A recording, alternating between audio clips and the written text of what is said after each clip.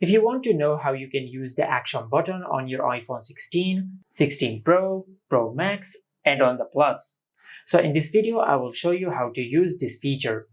First of all, just go to Settings, and in Settings, you will find an option called Action Button.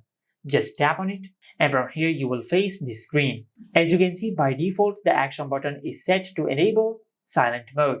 Now to enable silent mode, just press and hold on the action button.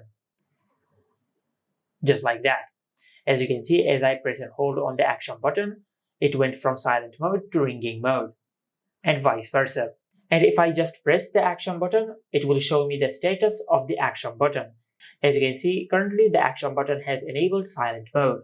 And from here, you can change the functionality of the action button.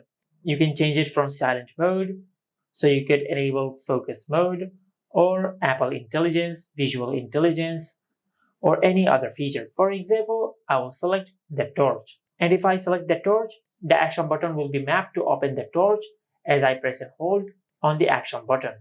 As you can see, we have successfully enabled the torch.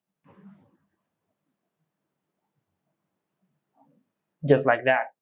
And you can change it to any other thing which you like.